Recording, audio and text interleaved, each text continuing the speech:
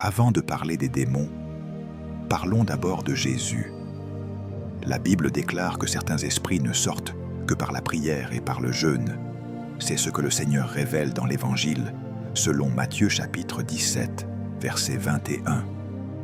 Autrement dit, il existe des situations, des liens, des attaques spirituelles qui ne cèdent pas simplement à de belles paroles, mais à une vie de consécration profonde. Si tu écoutes cette vidéo aujourd'hui, ce n'est pas un hasard. Le Saint-Esprit veut t'enseigner des chemins de victoire, des chemins où les démons sont brisés, où les portes se ferment définitivement et ne se rouvrent plus sur les mêmes chaînes.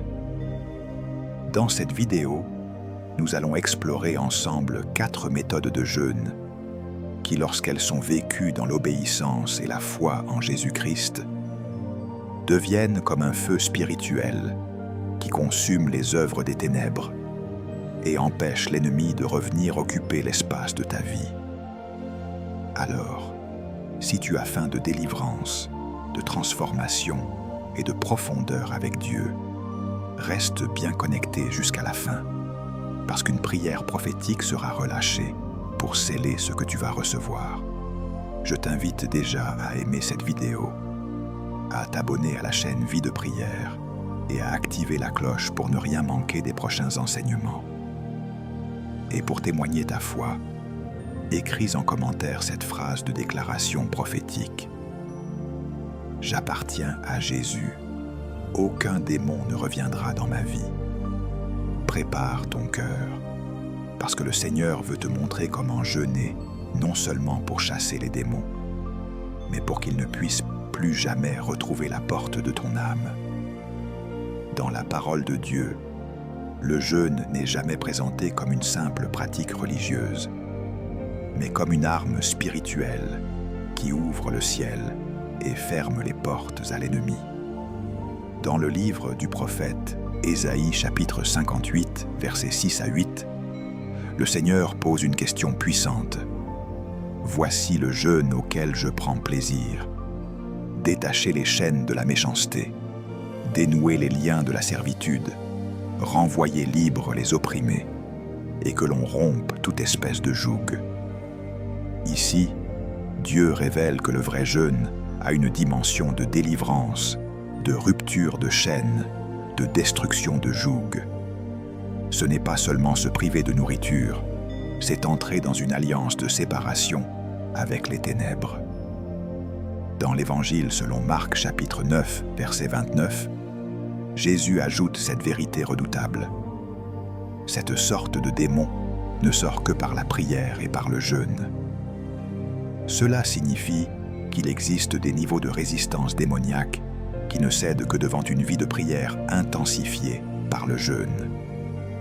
Dans le livre de Joël chapitre 2, versets 12 et 13, Dieu appelle son peuple à revenir à lui avec des jeûnes, des pleurs et des lamentations.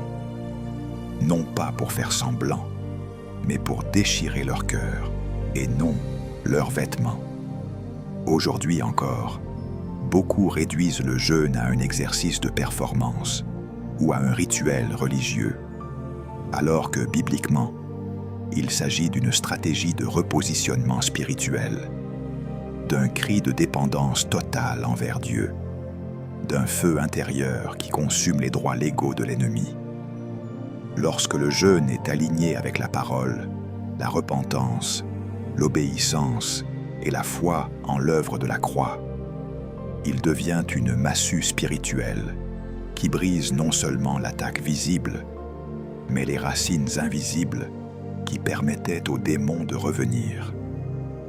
Avant d'entrer dans les profondeurs de ces méthodes de jeûne, prépare ton cœur comme une terre fertile. Ce que tu vas entendre maintenant n'est pas une théorie, mais une révélation spirituelle fondée sur la parole. Chaque principe que je vais développer est une clé, une arme et une lumière qui, ensemble, forment un chemin de délivrance durable et victorieuse. Le premier principe que je voudrais que tu comprennes est que le jeûne devient une arme destructrice contre les démons, seulement lorsqu'il commence par la repentance authentique. Sans repentance, le jeûne n'est qu'une privation physique. Avec la repentance, il devient un feu spirituel qui consume les droits légaux de l'ennemi. La Bible le montre clairement dans Joël chapitre 2, versets 12 et 13, où Dieu appelle son peuple à revenir à lui avec des jeûnes, mais en précisant « Déchirez vos cœurs et non vos vêtements ». Cela signifie que le jeûne n'est puissant que lorsqu'il jaillit d'un cœur brisé devant Dieu. Un cœur qui pleure le péché ferme les portes que les démons utilisaient pour revenir. Tant qu'une porte reste ouverte, même si tu pries et que tu jeûnes, l'ennemi ne part pas définitivement, ou il revient plus fort, parce qu'il trouve encore un accès légitime. Jésus l'explique dans Matthieu chapitre 12, versets 43 à 45. Un esprit impur revient chercher la maison qu'il a quittée, et s'il la trouve vide, il revient avec 7 autres esprits, encore plus mauvais. Comment la maison devient-elle vide?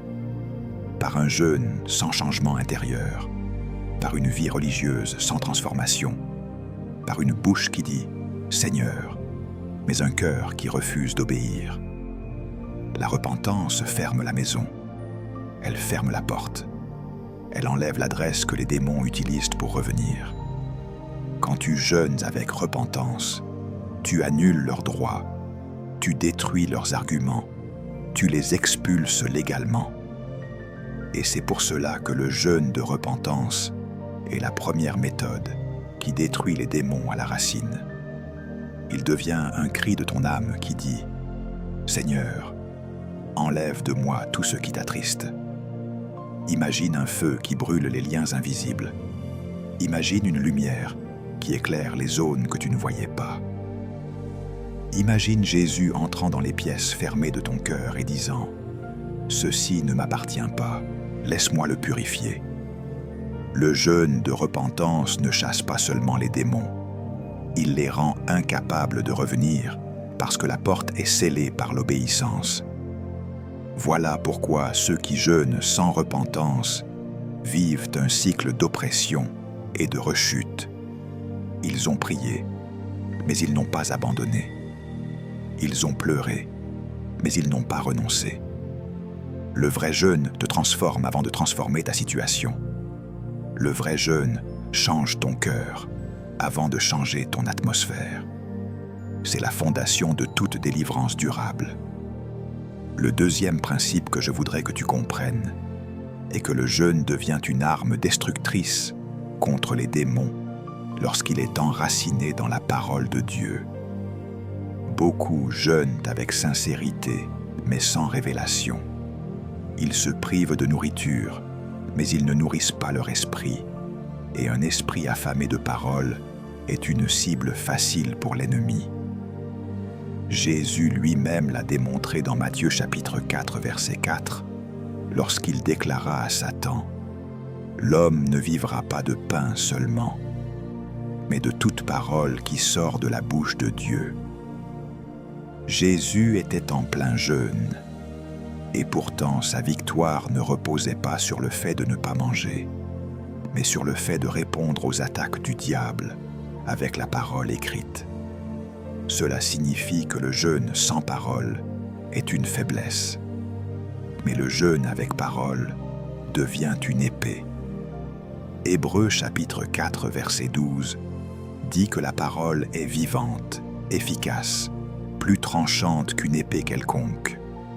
Lorsque tu jeûnes et que tu médites la parole, tu affûtes ton discernement, tu fortifies ton esprit, tu clarifies ta vision. Les démons ne craignent pas ton estomac vide, ils craignent ton esprit rempli de vérité. Ils ne fuient pas parce que tu ne manges pas, ils fuient parce que tu déclares ce que Dieu a dit. Regarde Jésus. Chaque tentation contre lui était une porte que Satan essayait d'ouvrir. Mais Jésus refermait la porte immédiatement par un « il est écrit ». C'est la méthode du Christ. C'est la stratégie de tous ceux qui veulent une délivrance qui reste. Si tu veux que les démons ne reviennent jamais, tu dois jeûner avec une Bible ouverte, avec une bouche qui proclame, avec un cœur qui croit. Quand tu lis la parole pendant le jeûne, tu exposes ton âme à la lumière et les ténèbres perdent leur influence. Tu découvres les mensonges qui te maintenaient captif. Tu identifies les schémas spirituels qui te volaient la paix. Tu comprends la volonté de Dieu, ce qui ferme les portes de l'ennemi. Le jeûne biblique te donne la force de dire non, la clarté de discerner et la puissance de résister. Jacques chapitre 4 verset 7 dit « Résistez au diable, et il fuira loin de vous. On ne résiste pas par la faim, on résiste par la vérité. C'est pourquoi un jeûne centré sur la parole ne se contente pas de chasser les démons. Il les désarme, il les expose, il les réduit au silence. Et lorsqu'un croyant marche dans la vérité, même les ténèbres reconnaissent son autorité, parce que la parole écrite devient la parole vécue. Voilà pourquoi la méthode du jeûne biblique est une forteresse contre toute attaque. Le troisième principe que je voudrais que tu comprennes est que le jeûne devient une arme destructrice contre les démons lorsqu'il est accompagné d'une adoration profonde et sacrificielle. L'adoration n'est pas un chant, c'est une posture. C'est le moment où ton cœur s'incline totalement devant la Seigneurie de Jésus-Christ. Et lorsqu'un cœur adore vraiment, les ténèbres n'ont plus de place. Dans l'Évangile selon Jean chapitre 4 versets 23 et 24, Jésus révèle que le Père cherche des adorateurs en esprit et en vérité. Pourquoi les cherche-t-il ? Parce que l'adoration authentique crée un territoire spirituel où Dieu règne. Et là où Dieu règne, les démons ne peuvent pas s'installer. Lorsque tu jeûnes et que tu élèves ton cœur en adoration, tu ne fais pas qu'élever des chants. Tu lèves un autel. Tu proclames par ton attitude « Jésus est roi dans cette maison, dans ce corps, dans cette pensée, dans cette atmosphère. » Et chaque fois qu'un autel d'adoration est élevé, un autel des ténèbres s'écroule. Regarde Paul et Silas dans Actes chapitre 16 verset 25. Ils étaient en prison, enchaînés, mais ils ont commencé à prier et chanter les louanges de Dieu. La parole dit que les fondements de la prison ont été ébranlés et que toutes les portes se sont ouvertes. Cela signifie que l'adoration secoue non seulement les chaînes visibles, mais aussi celles que personne ne voit. Lorsque tu jeûnes en adorant, tu fais trembler des fondements spirituels. Tu fais tomber des murailles anciennes. Tu brises des prisons intérieures. L'adoration pendant le jeûne n'est pas un supplément. C'est un amplificateur de puissance. Elle attire la présence de Dieu et la présence de Dieu attire la liberté. Dans Psaume 22, verset 4, il est écrit que Dieu siège au milieu des louanges de son peuple. Quand tu bâtis un trône pour Dieu dans ton jeûne, tu détruis automatiquement tout trône que l'ennemi avait érigé dans ta vie. Les démons ne supportent pas l'atmosphère de l'adoration parce qu'elle rappelle leur défaite, elle rappelle leur chute, elle rappelle l'autorité de Jésus ressuscité. Le jeûne accompagné d'adoration n'est pas une simple discipline spirituelle, c'est un changement d'environnement spirituel. Tu ne combats plus depuis la terre, tu combats depuis la présence. Et depuis la présence, les chaînes tombent sans effort apparent, parce que c'est Dieu lui-même qui agit. Voilà pourquoi certains jeûnent, mais ne vivent pas la délivrance. Ils s'agitent, mais ils n'adorent pas. Ils gémissent, mais ils ne se prosternent pas. L'adoration transforme le jeûne en un parfum qui attire la gloire de Dieu. Et là où la gloire vient, les démons partent définitivement. Le quatrième principe que je voudrais que tu comprennes est que le jeûne devient une arme destructrice contre les démons lorsqu'il est accompagné d'une prière d'autorité, proclamée au nom de Jésus. Beaucoup jeûnent en silence, d'autres jeûnent en souffrance, mais ceux qui voient les chaînes se briser sont ceux qui jeûnent en proclamant la victoire de Christ sur les ténèbres. Jésus a donné un principe fondamental dans Luc chapitre 10, verset 19. « Je vous ai donné le pouvoir de marcher sur les serpents et les scorpions et sur toute la puissance de l'ennemi. » Ce verset n'est pas symbolique, il est spirituellement réel. Lorsque tu jeûnes et que tu déclares avec foi ce que Jésus a accompli à la croix, tu exerces ce pouvoir. N'oublie jamais ceci. Les démons ne quittent pas une vie par pitié, ils partent par autorité. L'autorité ne vient pas du jeûne en lui-même, mais de la position spirituelle dans laquelle le jeûne t'amène. Il t'humilie devant Dieu, il brise ton orgueil, il ouvre ton discernement, il renforce ta foi, et ainsi, tu peux proclamer la parole avec force et assurance. Regarde ce que dit Marc chapitre 11, versets 23 et 24. « Si quelqu'un dit à cette montagne, « Ôte-toi de là et jette-toi dans la mer », et ne doute point en son cœur, mais croit que ce qu'il dit arrive, il le verra s'accomplir. Pendant ton jeûne, tu ne te contentes donc pas de demander, tu ordonnes. Tu ne pries pas seulement pour que l'ennemi recule, tu lui commandes de partir. Tu ne murmures pas ton combat, tu libères une vérité qui agit comme un décret spirituel. La prière d'autorité n'est pas agressive, elle est positionnelle. Elle ne force pas, elle règne. Elle ne s'agite pas, elle déclare. Les démons reconnaissent l'autorité spirituelle et ils savent lorsqu'un croyant parle depuis un lieu d'obéissance et de sanctification. C'est pour cela que dans Actes chapitre 19, les fils de Séva ont échoué. Ils disaient les bonnes paroles, mais n'avaient pas l'autorité intérieure. Le jeûne te donne la profondeur spirituelle nécessaire pour parler comme Jésus parlait, avec assurance, avec foi, avec conviction. Et lorsque la prière d'autorité est couplée au jeûne, elle devient comme un marteau spirituel que rien ne peut arrêter.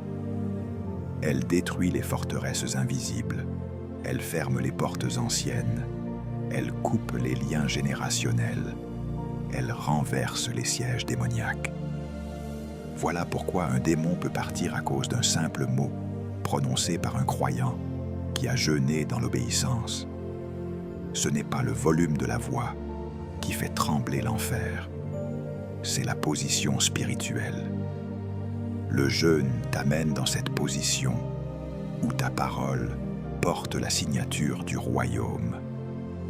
Le cinquième principe que je voudrais que tu comprennes est que le jeûne devient une arme destructrice contre les démons lorsqu'il s'accompagne d'un renoncement total aux influences, aux atmosphères et aux habitudes qui donnaient accès à l'ennemi. Beaucoup jeûnent, mais continuent de nourrir ce qui les combat. Ils jeûnent pour être délivrés de la colère, mais entretiennent des conversations toxiques. Ils jeûnent pour la pureté, mais laissent leurs yeux exposés à des images qui les enchaînent. Ils jeûnent pour la paix, mais demeurent dans des environnements où la confusion et la division règnent. Le jeûne n'est pas seulement ce que tu retires de ton assiette, c'est ce que tu retires de ton atmosphère.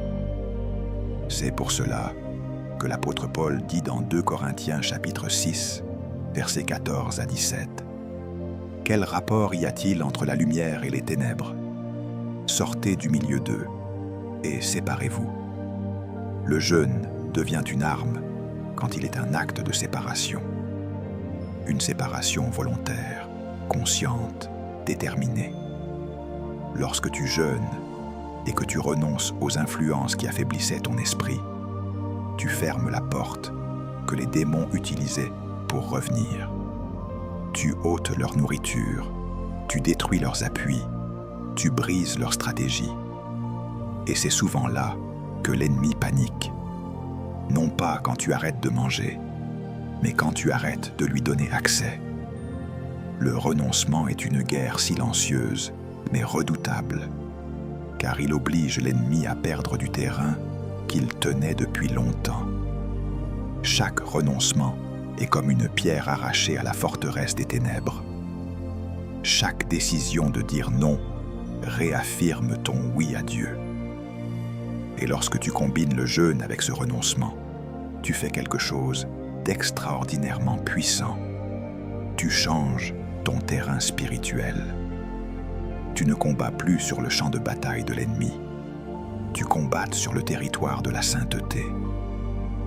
Et sur ce terrain-là, les démons ne gagnent jamais. C'est ici que je dois introduire la phrase que les spectateurs commenteront. Une phrase qui scelle ce principe dans leur cœur et marque leur engagement spirituel. Après avoir écouté ce principe, le spectateur doit déclarer publiquement « Je ferme toutes les portes que l'ennemi utilisait contre moi ».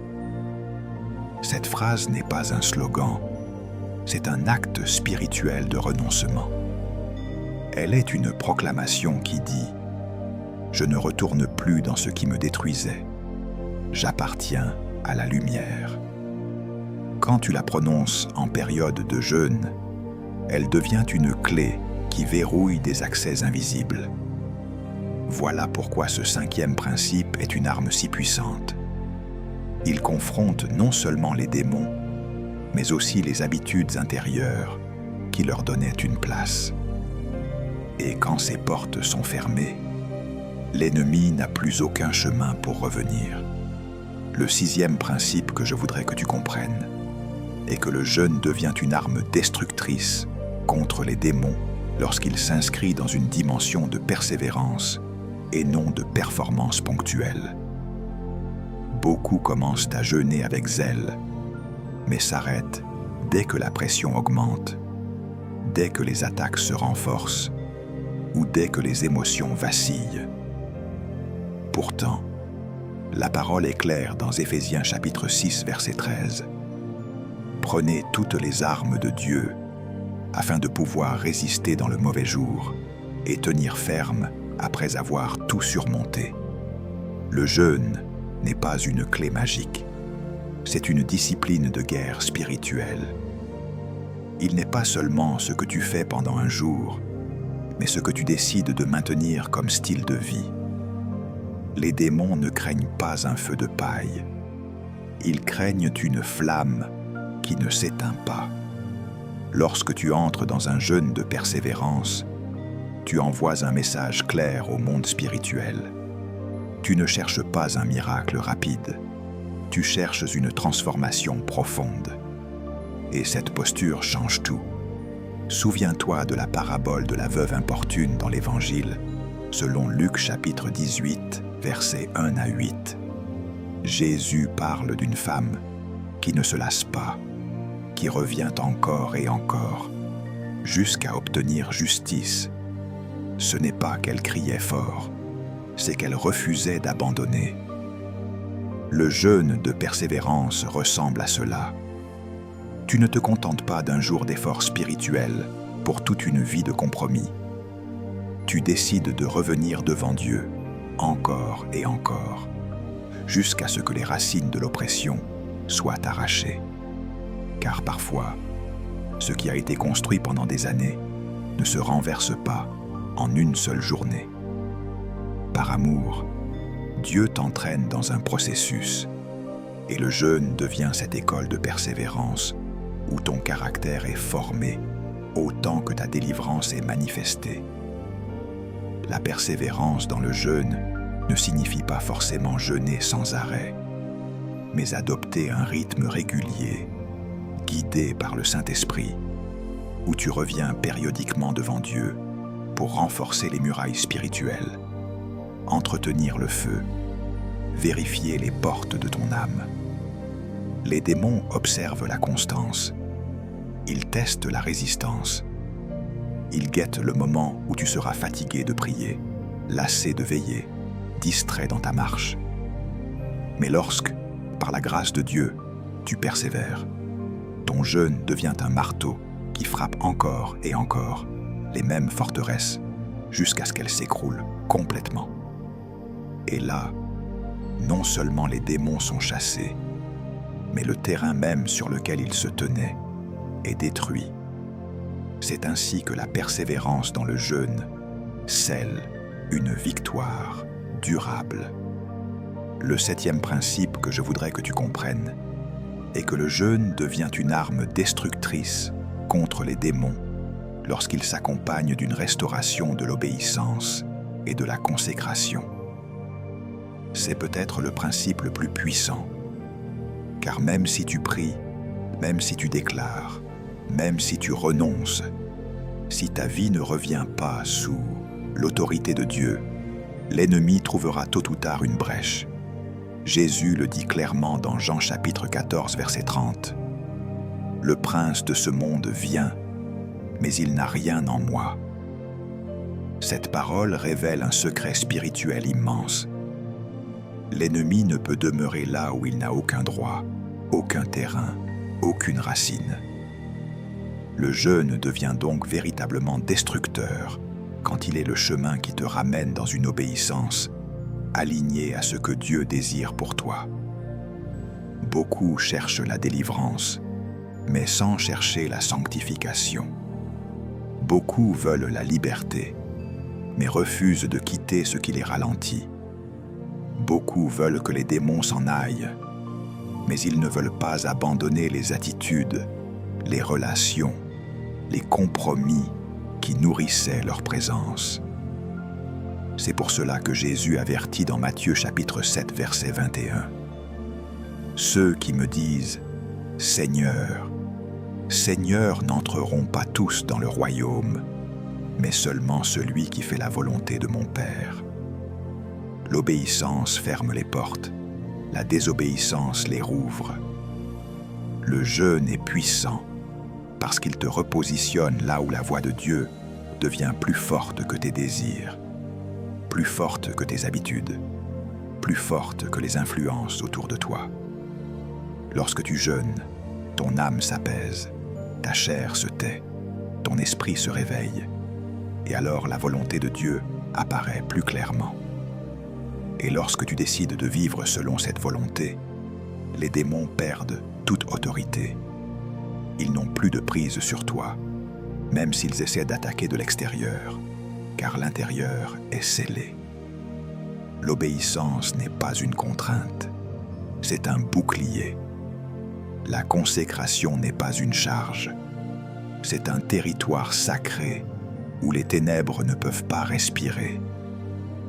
Lorsque tu jeûnes pour restaurer ton obéissance, tu n'es plus seulement quelqu'un qui cherche la délivrance, tu deviens quelqu'un qui marche dans la domination. Tu ne deviens pas seulement quelqu'un qui résiste, mais quelqu'un qui règne. Le jeûne devient alors le chemin qui t'amène dans une maturité spirituelle, où l'ennemi sait que ton cœur appartient réellement à Dieu. Et quand ton cœur appartient à Dieu, aucune puissance des ténèbres ne peut te posséder, te manipuler ou revenir occuper ton intérieur. L'obéissance rend la délivrance permanente. La consécration rend la victoire irréversible. Avant d'entrer dans ces vérités cachées, laisse ton cœur s'apaiser un instant. Tu as entendu des principes, des armes, des stratégies, mais maintenant le Saint-Esprit veut ouvrir des chambres plus profondes, là où se décident les vraies guerres spirituelles. Ce que tu vas recevoir n'est pas seulement pour comprendre le jeûne, mais pour discerner ce qui se passe réellement dans le monde invisible lorsque tu jeûnes avec Jésus. La première vérité que je voudrais te révéler est que lorsque tu jeûnes selon la volonté de Dieu, tu touche au niveau des droits légaux que les démons revendiquent contre ta vie.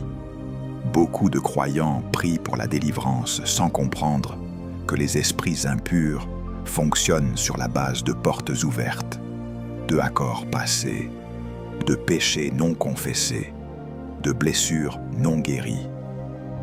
Dans le livre de Job, au chapitre 1, nous voyons que Satan se présente devant Dieu pour accuser, pour revendiquer des droits. Dans Apocalypse chapitre 12, verset 10, il est appelé l'accusateur des frères. Cela signifie qu'il s'appuie toujours sur quelque chose pour rester.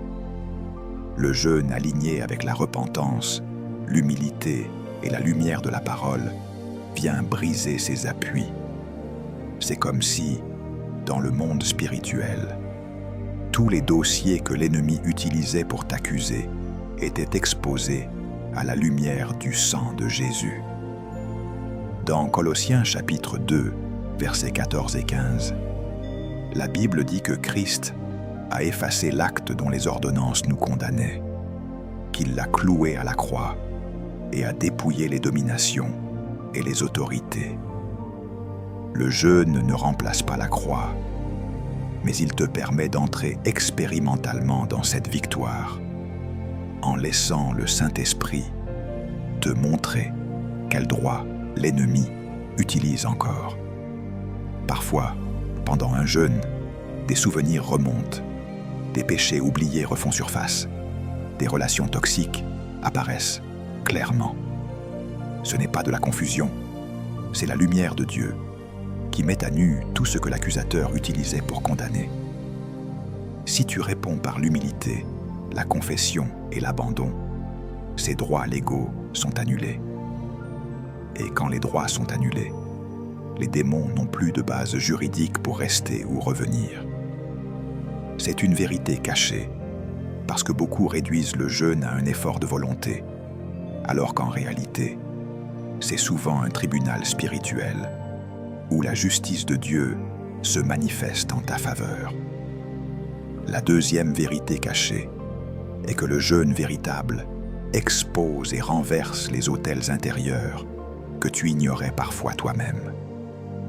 Dans l'Ancien Testament, chaque fois qu'un peuple se livrait à l'idolâtrie, il bâtissait des autels aux faux dieux, et ces autels donnaient une porte d'entrée aux esprits impurs.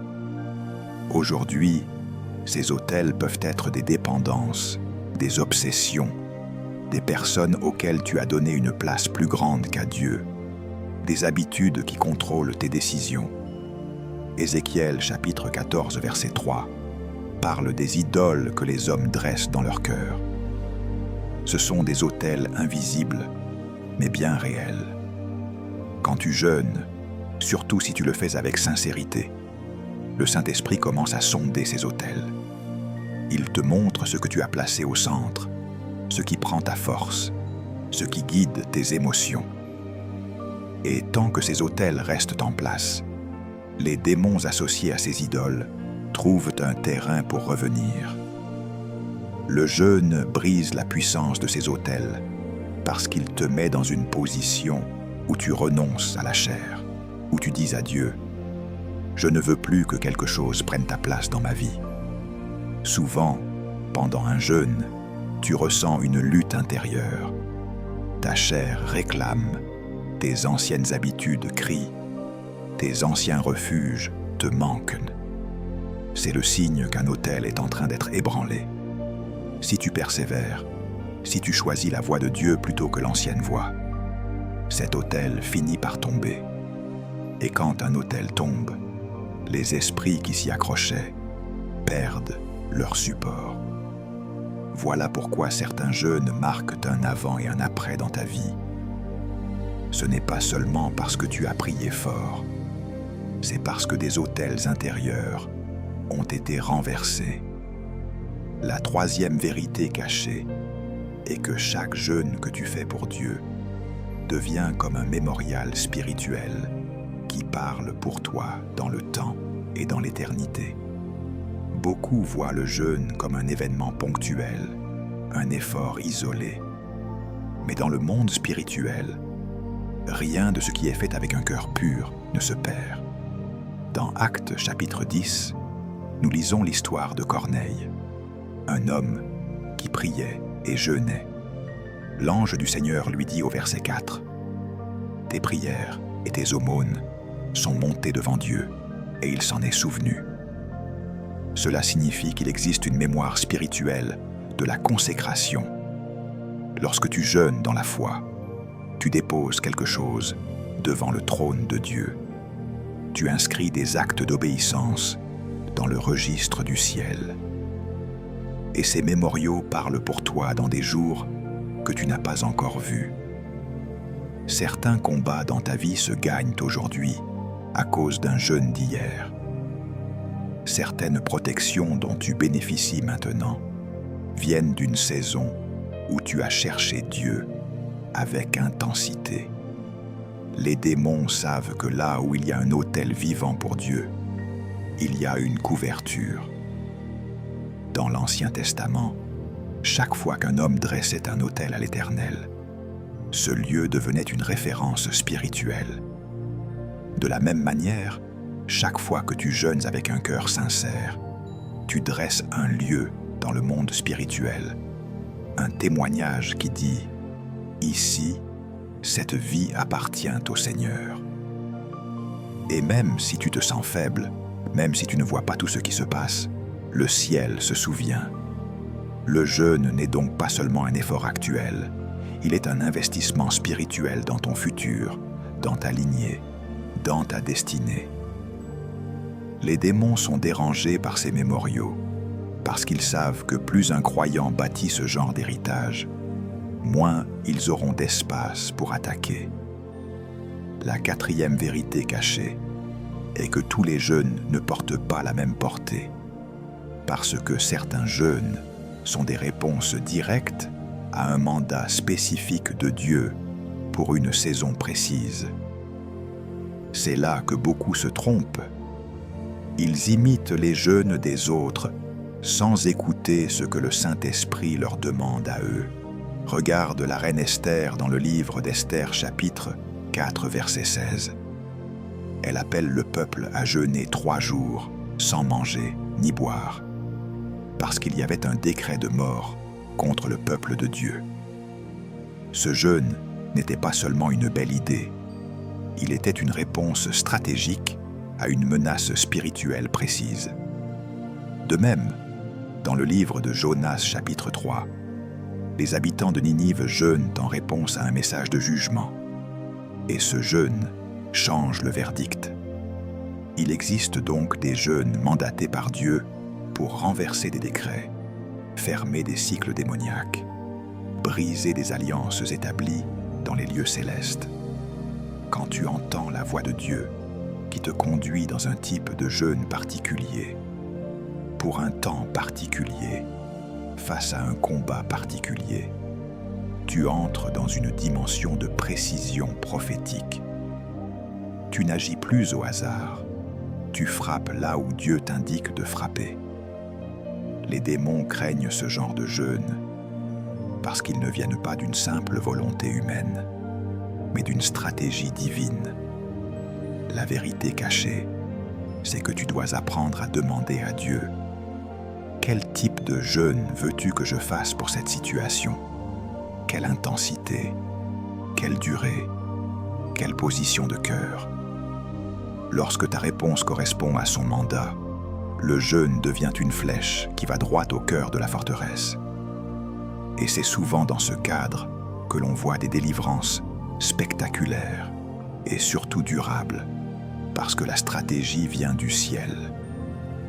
La cinquième vérité cachée que peu de croyants discernent est que le jeûne qui détruit les démons ne touche pas seulement ta propre vie, mais il peut briser des chaînes générationnelles et ouvrir un chemin de bénédiction pour d'autres.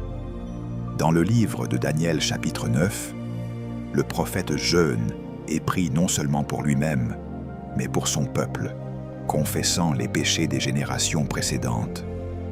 Il s'identifie à une histoire spirituelle plus grande que la sienne.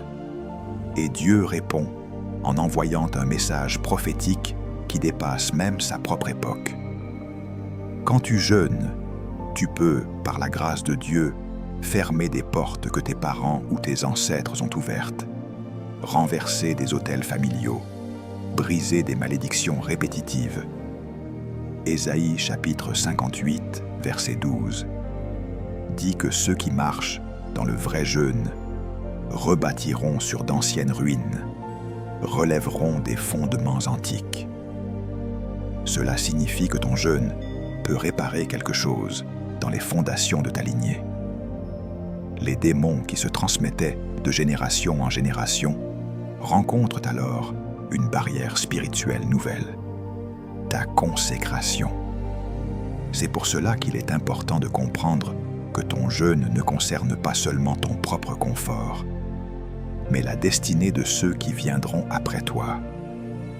Si cette vérité résonne en toi, je t'encourage à ne pas garder ce message pour toi. Partage cette vidéo avec quelqu'un que tu portes dans la prière, quelqu'un pour qui tu veux voir les chaînes générationnelles se briser. Parce que parfois, un enseignement partagé et un jeûne vécu à plusieurs multiplient l'impact dans le monde spirituel. La 6e vérité cachée est que lorsqu'un jeûne a réellement détruit les démons, Dieu veut toujours remplir l'espace, libéré par sa présence, sa parole et sa mission pour ta vie. C'est ici que beaucoup de délivrances échouent dans la durée. Jésus a prévenu dans Matthieu chapitre 12, versets 43 à 45, que l'esprit impur, une fois sorti, revient voir si la maison est vide, balayée, ornée. S'il la trouve vide, il revient avec d'autres esprits plus méchants. La vérité cachée, c'est que Dieu ne veut pas seulement chasser des démons de ta vie. Il veut occuper les pièces qu'ils ont laissées vides. Il veut remplir ton temps, tes pensées, tes émotions, tes dons, avec une nouvelle orientation, un nouveau service, une nouvelle intimité avec lui. Le jeûne n'est donc pas seulement une opération de nettoyage, c'est une invitation à la plénitude. Après un jeûne où tu as vécu la délivrance, le Saint-Esprit peut te pousser vers une nouvelle discipline de prière, un engagement dans l'Église, un service envers les pauvres, un temps régulier dans la parole. Ce ne sont pas des plus facultatifs, ce sont des gardiens de ta délivrance. Les démons savent que là où le Saint-Esprit remplit pleinement une vie, ils n'ont plus accès. Une maison habitée, une maison active, une maison consacrée est une maison protégée. Si tu veux que les démons ne reviennent jamais, laisse Dieu te donner une nouvelle occupation spirituelle, un nouveau style de vie, un nouveau but. La 7e vérité cachée est que, derrière la guerre contre les démons, Dieu vise en réalité tes alliances intérieures, tes croyances profondes, tes oui et tes non invisibles. Les esprits impurs se greffent souvent sur des mensonges que tu as acceptés, des blessures que tu as interprétées sans Dieu, des promesses que tu as faites dans la douleur. Le jeûne est un temps où ces alliances inconscientes peuvent être révélées et renégociées à la lumière de la croix. Dans Romains chapitre 12, verset 2, Paul exhorte à ne pas se conformer au siècle présent, mais à être transformé par le renouvellement de l'intelligence. Le jeûne offre un contexte favorable à ce renouvellement, parce qu'il calme le bruit de la chair, il réduit le volume des distractions, il te rend plus sensible au mouvement du Saint-Esprit. Dans ces moments, Dieu peut mettre le doigt sur une parole que tu as prononcée sur toi-même, une identité que tu as acceptée, mais qui ne vient pas de lui, une peur qui gouvernait tes choix. Et tant que ces alliances intérieures restent en place, les démons peuvent continuer de revenir, même si tu as prié fort. La vraie délivrance prend racine lorsque tu acceptes de rompre ces accords internes, de renoncer à ces mensonges, de dire à Jésus, « Réécris en moi ce que je crois, ce que je pense, ce que je confesse. » Alors le jeûne ne devient plus seulement une lutte contre l'ennemi extérieur, mais une transformation de l'homme intérieur. Et quand l'homme intérieur est renouvelé, les attaques extérieures perdent leur pouvoir. C'est cela, la victoire durable. Non seulement les démons sont chassés, mais tout ce qui en toi leur donnait raison est renversé et remplacé par la vérité de Christ. Avant d'entrer dans les actes concrets de transformation, prends un instant pour respirer dans la présence de Dieu. Tu viens de recevoir des révélations profondes, des vérités cachées, des clés spirituelles qui ne sont pas simplement destinées à être comprises, mais à être vécues. Maintenant, nous allons entrer dans une dimension pratique. Comment marcher dans ce que tu viens d'entendre? Comment transformer ce savoir en puissance? Comment sceller ta délivrance par une obéissance quotidienne? Les actes que nous allons explorer ne sont pas des gestes religieux, mais des mouvements du cœur, des choix qui déplacent l'atmosphère autour de toi et sculptent ton identité spirituelle. Prépare-toi, car ce que tu vas entendre maintenant est conçu pour t'amener dans une vie où la liberté devient un style, la victoire devient une habitude, et la présence de Dieu devient ton environnement naturel. Le premier acte de transformation que je voudrais que tu comprennes est que chaque jeûne qui détruit les démons doit être suivi d'une discipline de prière régulière et stable. Beaucoup de personnes vivent une grande visitation pendant un jeûne, mais retournent à une vie spirituelle faible dès qu'il se termine. Le problème n'est pas le manque de puissance, mais le manque de continuité. Dans Daniel chapitre 6, verset 10, il est écrit que Daniel priait 3 fois par jour, comme il le faisait auparavant. Comme il le faisait auparavant, est la racine de sa stabilité spirituelle. La victoire qu'il vivait dans le monde invisible ne venait pas d'un moment intense, mais d'une constance dans la présence de Dieu. Lorsque tu sors d'un jeûne, ton esprit est plus sensible, ton discernement est plus ouvert, ta conscience spirituelle est plus vive. C'est un terrain parfait pour établir une nouvelle routine de prière. Cela peut être un temps le matin, un autre le soir, un moment de méditation dans la journée. Mais ce qui compte, c'est la régularité. Un esprit nourri régulièrement est un esprit imprenable. Les démons guettent l'incohérence, la chaleur d'un jour, la froideur du lendemain. Mais lorsqu'ils voient que tu as une vie de prière stable, un rendez-vous avec Dieu qui ne bouge pas, ils savent que ta victoire n'est pas accidentelle, mais structurelle. La prière régulière est comme une muraille autour de ton âme. Elle garde la lumière allumée. Elle garde le sol arrosé. Elle garde ton cœur orienté vers Jésus. Et lorsqu'elle suit un jeûne, elle scelle ce que Dieu a commencé. Le deuxième acte de transformation que je voudrais que tu comprennes est que pour que le jeûne détruise les démons durablement, il doit être suivi d'un réentraînement de tes pensées à travers la parole de Dieu. Les démons ne reviennent pas toujours par la porte des émotions. Souvent, ils reviennent par les pensées anciennes, les raisonnements toxiques, les schémas mentaux qui n'ont pas été renouvelés. C'est pour cela que l'apôtre Paul insiste dans Romains chapitre 12, verset 2. « Soyez transformés par le renouvellement de l'intelligence. » Le jeûne affaiblit la chair, mais seule la parole renouvelle l'esprit. Le jeûne affaiblit les mensonges, mais seule la vérité les remplace. Lorsque tu as jeûné, ton esprit est plus réceptif, plus sensible, plus ouvert. Il est dans une posture où la parole peut entrer comme une semence fraîche, pure, tranchante. Si tu n'en profites pas pour nourrir ton âme de la Bible, les anciennes pensées te reviennent, et avec elles, les anciennes portes. Imagine quelqu'un qui nettoie une maison, mais laisse les fenêtres ouvertes. Tôt ou tard, la poussière revient. C'est ainsi dans le monde spirituel. Après un jeûne, tu dois installer une nouvelle manière de penser.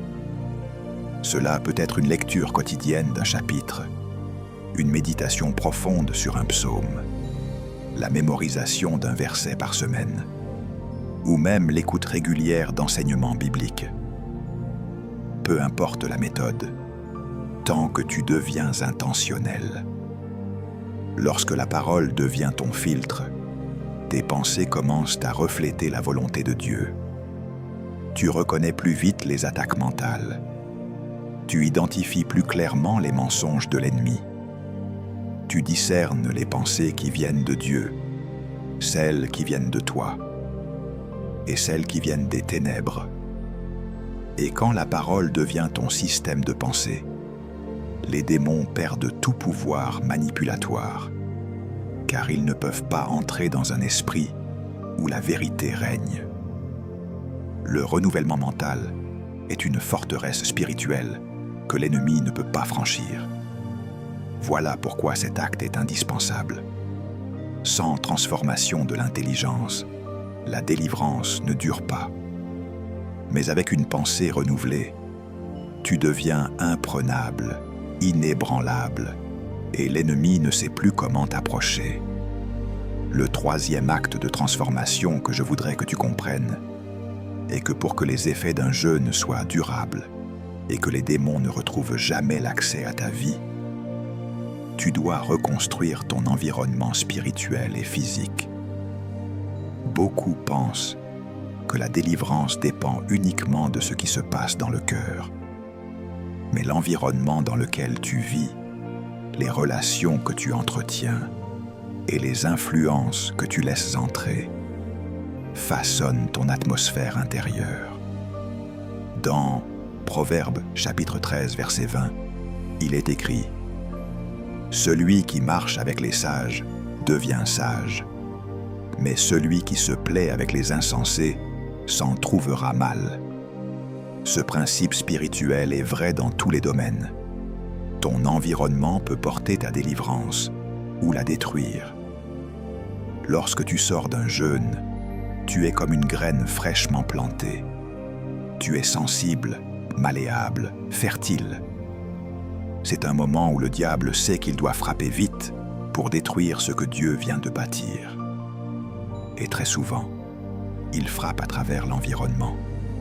Une relation toxique qui réapparaît soudainement, une tentation qui refait surface, une distraction qui semble anodine, mais qui ouvre une brèche. Reconstruire ton environnement signifie faire un tri conscient. Quelles conversations construisent ma foi? Quels lieux alimentent mon esprit? Quelles relations m'élèvent vers Dieu? Quelles influences me tirent vers le bas? Tout ce qui affaiblit ton esprit est une porte potentielle. Tout ce qui nourrit ta foi est une muraille. L'environnement n'est pas neutre. Il porte soit la présence de Dieu, soit une atmosphère qui attire les ténèbres. Dans Actes chapitre 4, verset 31, après avoir prié, les disciples sont remplis du Saint-Esprit, et l'endroit où ils se trouvaient trembla. Cela montre que l'environnement est affecté par l'intensité spirituelle. Lorsque tu décides de reconstruire ton environnement, tu fais plus que ranger ta vie. Tu changes de territoire spirituel. Cela peut impliquer de couper avec certaines influences, d'assainir ton espace, de changer les musiques que tu écoutes, de purifier ta chambre des objets qui ne glorifient pas Dieu, ou simplement de remplir ton environnement de louanges, de prières et de paroles. Un environnement transformé protège ton âme. Il agit comme un bouclier contre les retours démoniaques, parce qu'il crée une atmosphère que les ténèbres ne peuvent pas habiter. C'est un acte concret, mais il a une portée spirituelle immense. Tu déplaces ton campement du terrain de l'ennemi vers le territoire sacré de Dieu. Le quatrième acte de transformation que je voudrais que tu comprennes est que chaque jeûne qui détruit les démons doit être suivi d'une réorganisation de tes habitudes spirituelles et quotidiennes, afin de stabiliser ce que Dieu a libéré en toi. Les habitudes ne sont pas de simples gestes répétitifs. Ce sont des chemins intérieurs qui structurent ton âme. Si tes habitudes ne changent pas après un jeûne, tes résultats non plus. Dans Galates chapitre 5 verset 16, Paul dit « Marchez selon l'esprit, et vous n'accomplirez pas les désirs de la chair. » Remarque qu'il ne dit pas « Résistez seulement », mais « Marchez ». C'est un mouvement continu, un style de vie, une direction. Lorsque tu sors d'un jeûne, ta sensibilité spirituelle est plus grande, ton discernement est affûté, ton âme est plus disposée à obéir. C'est le moment idéal pour établir de nouvelles habitudes qui vont ancrer ta victoire. Les démons ne reviennent pas dans une vie structurée par l'esprit. Ils cherchent les zones laissées en friche, les habitudes non transformées, les anciens automatismes restés intacts. Réorganiser tes habitudes peut toucher plusieurs dimensions. Spirituellement, il peut s'agir d'intégrer un temps de louange quotidien, même court, mais sincère. Il peut s'agir de consacrer les premières minutes de ta journée à Dieu, avant même de regarder ton téléphone. Cela peut être la décision de prier avant chaque grande décision, de méditer un verset avant de dormir, ou d'avoir un moment hebdomadaire de silence devant Dieu. Ces gestes ne sont pas petits, ce sont des pierres posées dans ta forteresse intérieure. Ensuite, il y a les habitudes émotionnelles. Comment réagis-tu lorsque tu es attaqué? Comment réagis-tu lorsque tu es déçu, frustré ou blessé? Si tes anciennes réactions reviennent, les anciennes portes s'ouvrent. Après un jeûne, tu dois décider de répondre avec maturité spirituelle. Pardonner plus vite, renoncer au ressentiment, choisir la paix au lieu de la réaction impulsive. Ce sont des actes puissants qui ferment les portes émotionnelles aux ténèbres. Et il y a enfin les habitudes pratiques. Ton organisation, ton sommeil, tes priorités, ton rapport au travail, aux relations, au repos. Beaucoup de portes spirituelles s'ouvrent simplement parce que la vie est chaotique, désordonnée, sans discipline. Or, Dieu est un Dieu d'ordre. Quand tu réorganises ton quotidien, même dans des détails simples, tu rends ton âme moins vulnérable.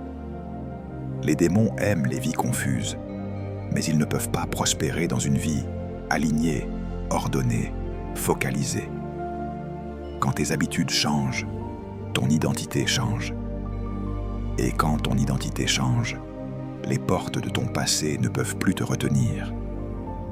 Réorganiser tes habitudes n'est pas une tâche lourde, mais une grâce.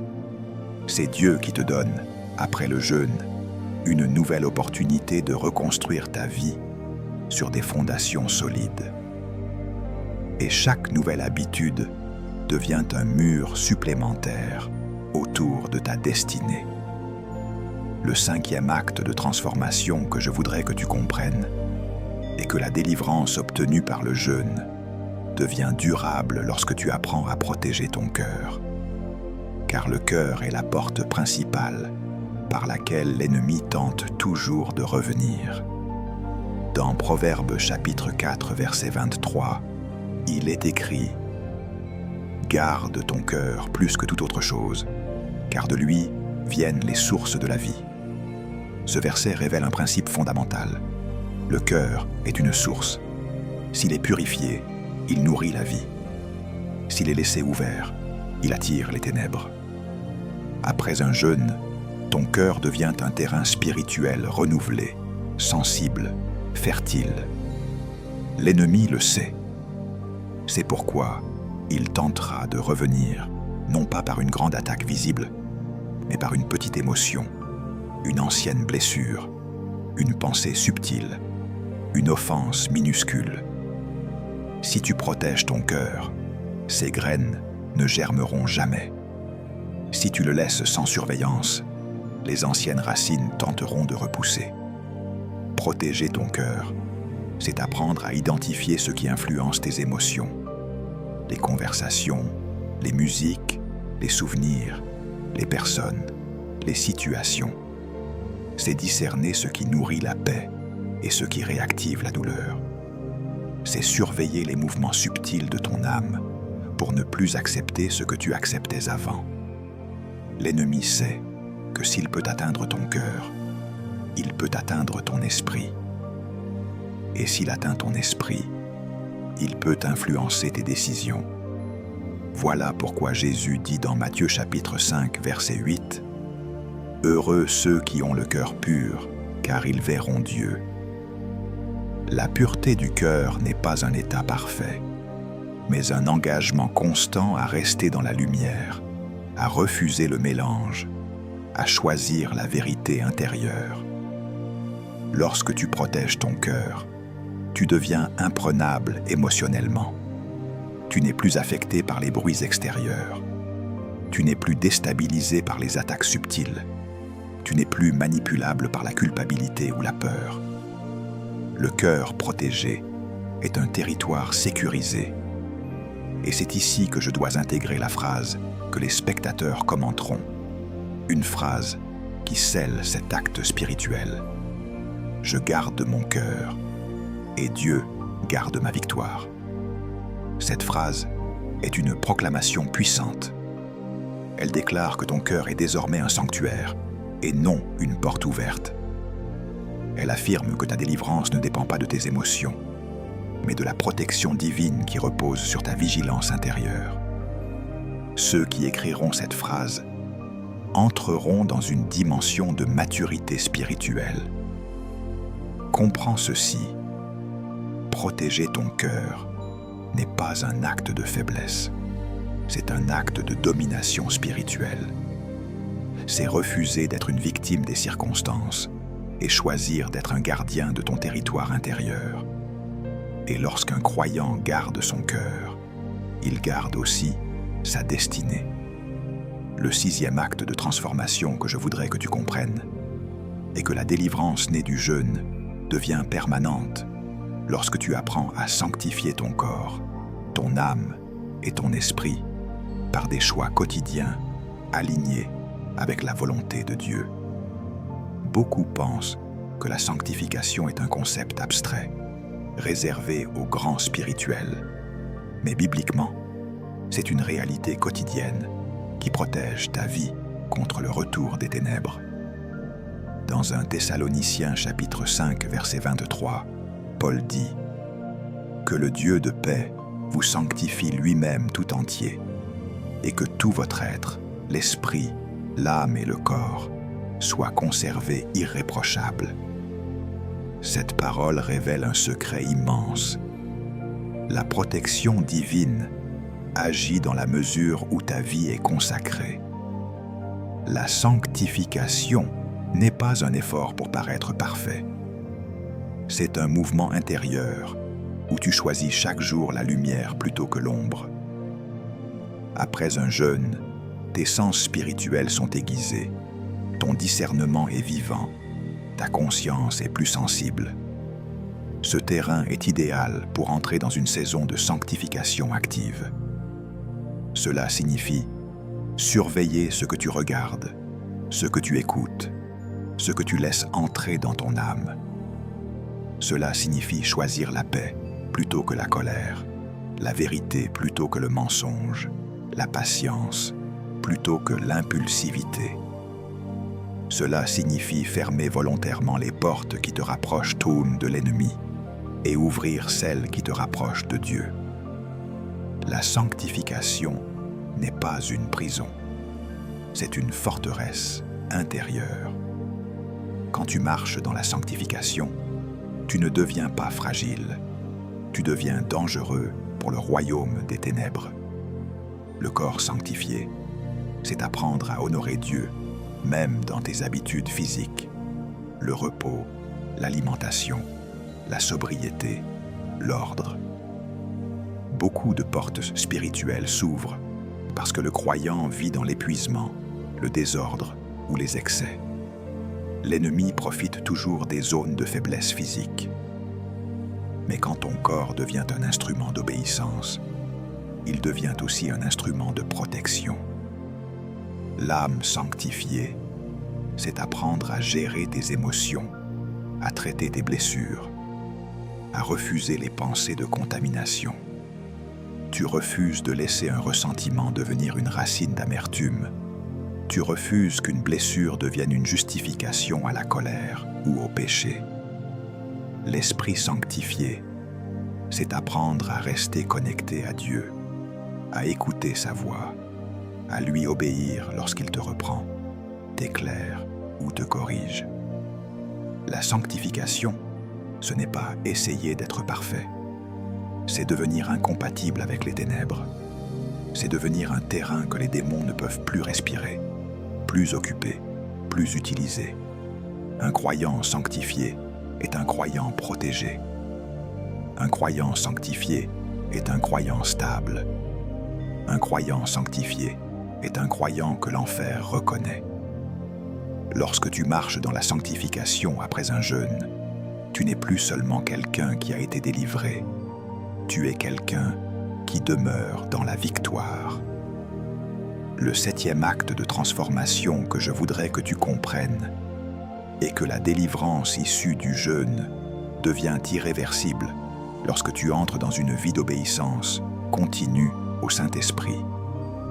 Le jeûne t'a préparé, la parole t'a éclairé, la délivrance t'a libéré. Mais seul l'Esprit peut te conduire dans une marche où tu ne retombes plus dans les anciennes chaînes.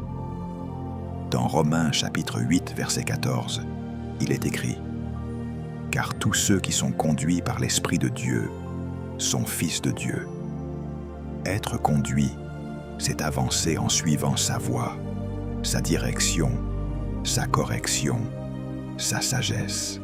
C'est refuser de marcher selon l'impulsion du moment, selon l'émotion, selon la pression extérieure, pour choisir une vie où chaque pas répond à une direction divine. Après un jeûne, ta sensibilité spirituelle est aiguisée. C'est précisément là que l'Esprit veut te parler plus clairement. Il te montre les décisions à prendre, les relations à reconsidérer, les chemins à abandonner, les priorités à changer. Si tu ignores sa voix, tu rouvriras toi-même les portes que tu as fermées par le jeûne. Mais si tu lui obéis rapidement, humblement, fidèlement, l'ennemi perd toute stratégie contre toi. L'obéissance au Saint-Esprit n'est pas difficile. Elle est progressive, douce, précise. Parfois, il te dira « Ne va pas là ». D'autres fois, « Prie maintenant ». Ou encore « Coupe cette relation ». Demande pardon. Évite cette atmosphère. Éteins cette vidéo. Chaque acte d'obéissance est une pierre posée sur la muraille de ta délivrance. Et voici une vérité profonde. Les démons ne peuvent pas suivre un croyant qui écoute le Saint-Esprit. Ils reconnaissent sa présence. Ils craignent sa direction. Ils savent que là où le Saint-Esprit conduit, Jésus règne. Marcher dans l'obéissance, ce n'est pas une option spirituelle. C'est une stratégie de domination. Ce n'est pas un effort religieux. C'est une collaboration quotidienne avec Dieu. C'est vivre dans une dimension où tu n'es plus vulnérable, parce que ton pas dépend de sa voix et non de tes émotions. Quand tu vis ainsi, ta délivrance cesse d'être un événement. Elle devient un mode de vie. Maintenant que tu as entendu ces actes, ouvre ton cœur, car ce qui vient n'est pas une explication. C'est une parole prophétique destinée à sceller tout ce que Dieu a commencé en toi. Reçois-la non comme un simple message, mais comme un souffle du ciel, capable de repositionner ton esprit et de réorienter ta destinée. Ainsi parle le Seigneur à ton cœur. Mon enfant, je t'ai vu dans tes combats, je t'ai vu dans tes nuits difficiles, je t'ai vu dans tes prières secrètes, dans tes larmes silencieuses, dans ces moments où tu pensais être oublié. Mais je te dis aujourd'hui, je ne t'ai jamais abandonné. Même lorsque l'ennemi te traquait, ma main te protégeait. Même lorsque tu étais faible, ma grâce te portait. Même lorsque tu ne comprenais pas, mon plan avançait.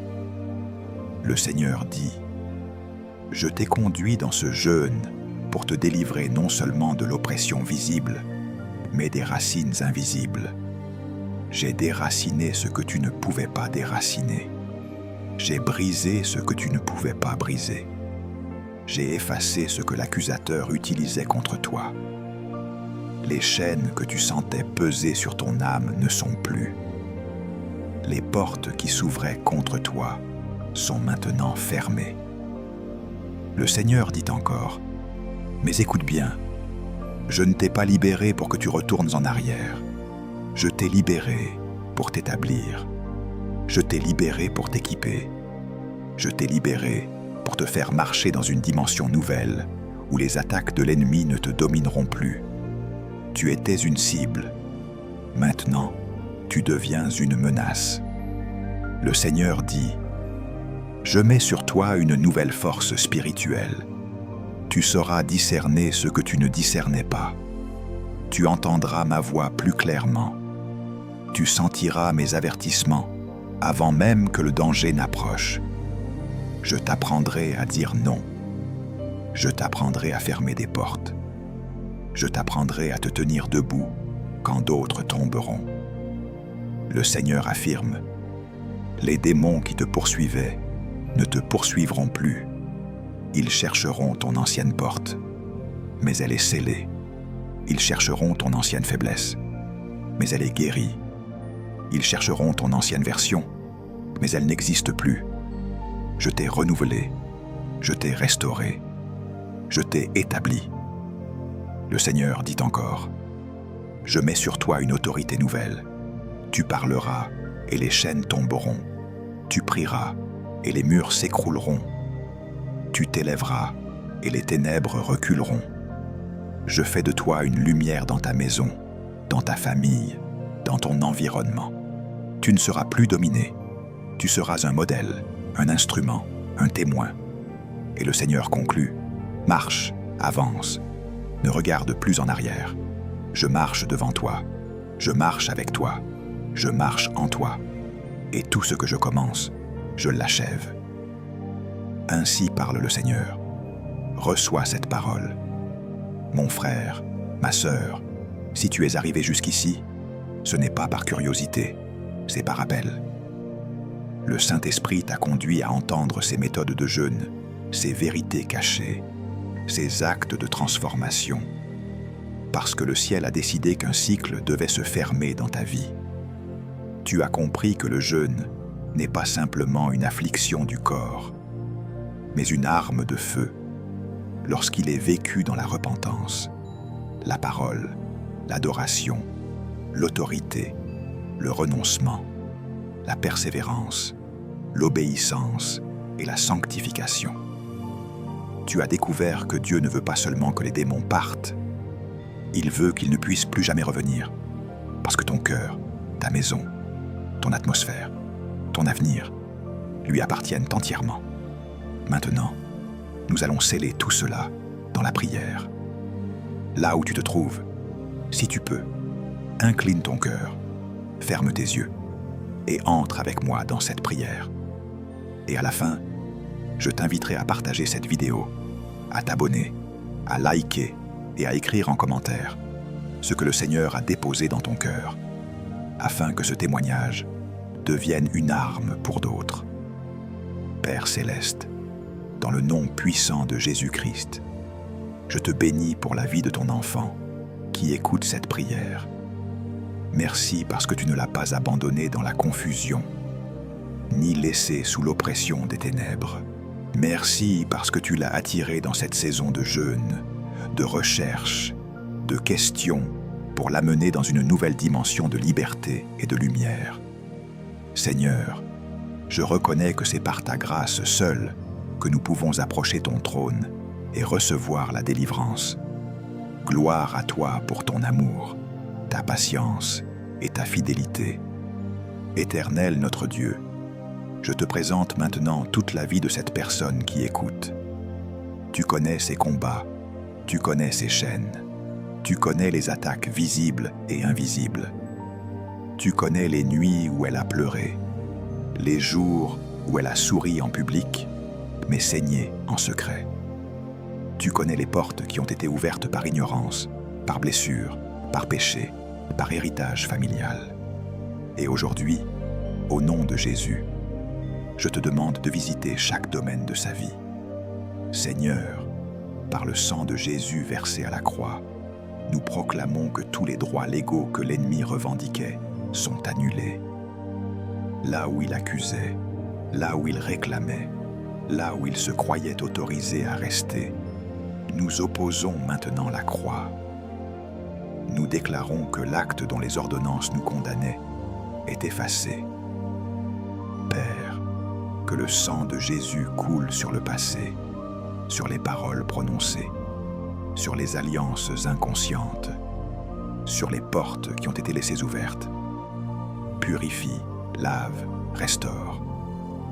Dans le nom de Jésus-Christ, je prends autorité maintenant contre tout esprit impur qui tourmentait cette vie. Esprit de peur, de confusion, d'impureté, d'oppression, d'angoisse, de rejet, d'échecs répétés, d'esclavage secret. Je vous ordonne de lâcher prise maintenant. Vous n'avez plus de droit, vous n'avez plus de place, vous ne trouverez plus d'adresse ici. Cette vie appartient à Jésus, corps, âme et esprit.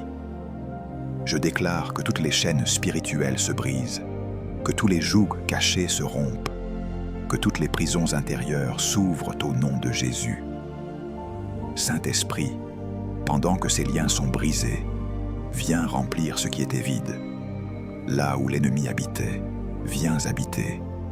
Là où la peur dominait, viens établir ta paix. Là où la honte étouffait, viens déposer ton regard de Père. Là où la culpabilité écrasait, viens rappeler la puissance du pardon. Je te prie de venir comme un feu doux mais puissant, brûler les racines et non seulement les symptômes. Viens guérir les blessures anciennes, les traumas cachés, les souvenirs douloureux qui servaient de point d'appui aux ténèbres. Seigneur, je prie pour que tu établisses maintenant une muraille de feu autour de cette personne.